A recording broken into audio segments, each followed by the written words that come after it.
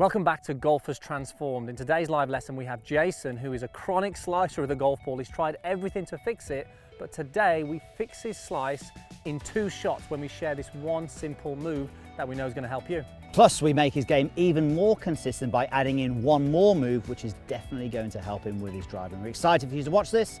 Let's get started with Jason. Okay, so welcome to the Asprey. It's a beautiful day and we've got Jason, who's a member of Team Meandmygolf.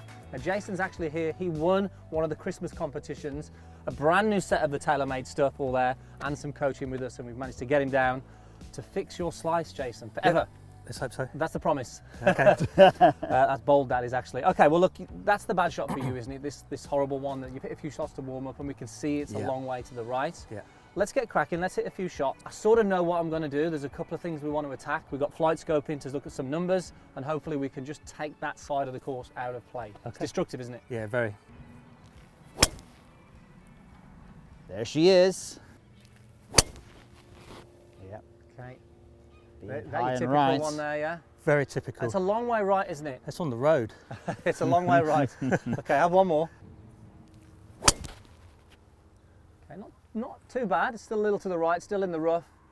But as you can see, 3 shots, sliced, missed fairways. Yep. Good example of what's going on. Okay, well, let's take a look then at what we've got. And what you're going to notice is that down the line, so nicely on the way back, club swings well, but on the way down, you can see the club swinging sort of way out in front, over the top, and then cuts across the golf ball. That ball starts out right, and then continues to fade off. So that's the issue that's happening. But now we've got to look at the cause. Why is this happening? Now this is where we want to look at the front on view here. But as we swing back here, what we're going to notice is by the time your lead arm reaches parallel to the ground, there's a lot of wrist set. So the club's traveled a long way and the body hasn't done that much. Okay. So from here, we're a little bit out of sync really. So what I would like to see, by the time the lead arm is parallel to the ground, we want to see that the club shaft is roughly about 90 degrees. Okay. And I would like to see a slightly better pivot motion. If we do that, it's going to give you so much more time to actually square the club face. And this is something that happens so much.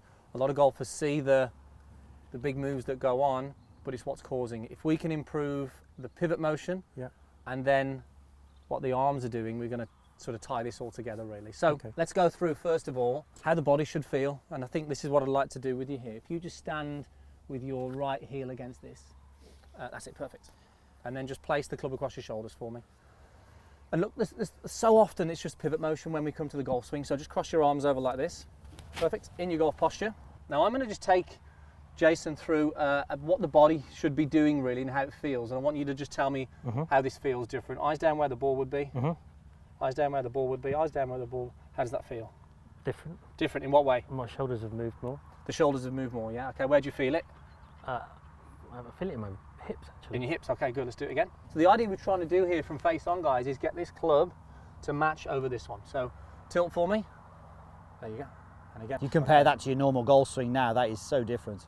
Yeah. And when it's rotation, looks great. This is going to make all the difference because it gives you some more time. What's happening with you is that we get the hands and arms doing a lot and not the body doing much, and then it's like we've just got no chance of squaring the face from there. Everything's out of sync. The club gets too far behind. So fraction. And do you know what? This is really common because Jason, he got here today and said, "Oh, I'll slice the driver, but he only hit a 5-iron off the tee." So if you're only hitting 5 irons off the tee because you're scared of your driver, you're probably finding you're doing something similar to what Jason's doing here. So make sure this body pivot is good for you because it makes such a big difference. You'll see from face on now on the camera, guys, that this club is getting past this. I'm okay with that. Don't go too far that it hurts.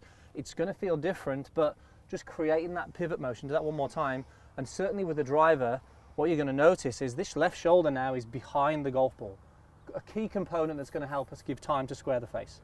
And often I think as well, you'll find that because you're scared and anxious to hit that club, it's like, I've got to get it done quickly. I've got to rush it almost and get it out of the way. Whereas having a big backswing feels like, oh, I don't want to do that. It's going to be even more time to think about slicing it. Plus Jason's a good cricketer, a lot of power. But cricket, there's not really much of a backswing. It's very forward motion. So you've got a great forward motion. We need to create a really good backswing motion. Okay. We'll have a couple of shots, see what happens. We might dive back into the drill. Let's just see the difference of increasing the pivot motion has. I'm hoping it's going to bring it in a little bit. We might need to do a little bit more work. Yeah. Let's see. So just put that motion into this one. That's different straight away. Okay. Okay, nice. Still a bit of fade on it. Yeah. And the idea of this, as we said earlier, before we sort of put the cameras on, is we want to go from that dispersion to this dispersion. Yeah. Let's keep going. Just put that practice swing in first. We always say this, just make sure you rehearse exactly what you want in the golf swing. So Jason's going to go through this rehearsal, telling his body and his brain the movement that he wants to have. Perfect. Feel the difference? It's always perfect on the practice swing. Okay, let me just make sure you're aligned. Just aim a little further left for me. You're a little over to the right. I want you to aim a little bit more that way. Oh, yeah, okay. Yeah, that's okay, it. Okay. You're aiming just a little right there. Yeah, okay.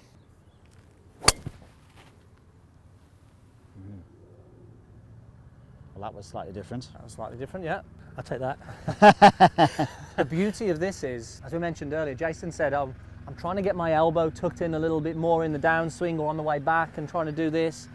And the issue is there that because you think about the wrong things, it's going to have more of a negative impact. Yeah. And I think with most golfers are thinking about the wrong thing, but I think with a lot of golfers, if they can take care of the backswing, it makes the downswing so much easier. And I think that's what I'd love to do with you. Just get this backswing looking so tidy that it's going to be hard to hit it to the right. But just as a look there, actually, you were swinging slower on that one. Obviously, still trying to find the movement and understand what it's like.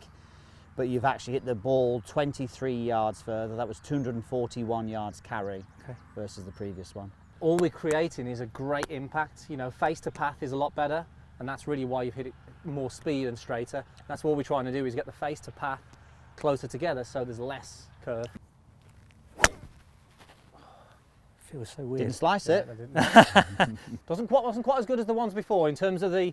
I know the result wasn't there, but the movement wasn't quite as good. So whilst Andy's setting that camera up, just go back to the drill. Yeah. Put the club across the shoulders, because this is the great thing with a drill like this. We can guarantee Jason, we can guarantee we can leave Jason alone on this and he'll be good. He'll have no problem. He's not going to get this wrong. We know he can do this. He's not thinking about hitting a shot. He's just thinking about the body movement. But if Jason, no disrespect Jason, but if you were to just disappear now, we can't guarantee you do the backswing that we want you to do. No. But this drill allows you to do that. So you could do like 5 of those, 5 of those drills and then hit a shot. 5 of those drills, hit a shot. And there's a point when it has to then seep into the actual swing. Oh, very nice. Absolute belter. So I'm purposely swinging slower here though. Because I'm concentrating more on my hips, but. And you can see that, so you purposely swinging slow, you're actually carrying it 15 yards further than you were before with that shot. But you are noticeably slower as well. And you can see on screen here now, before and after, you look at the difference in terms of the length of the golf swing. You'll see on this one here, golf swing now is so much more. Look at the rotation you've got with the body, much more of a full backswing, and this just gives you that time then to swing down. So it just shows the consistency that you get from that. We completely stopped the slice there, by the way. Totally. Now you can see how important that pivot motion is, completely taking that right side out of play. There is one more thing that we're going to do with Jason that's going to bring him so much more consistency, and you can check that out as part of your free trial by clicking the link down below. We've got more work to do though, Jason. We're not leaving you yet. Fair enough.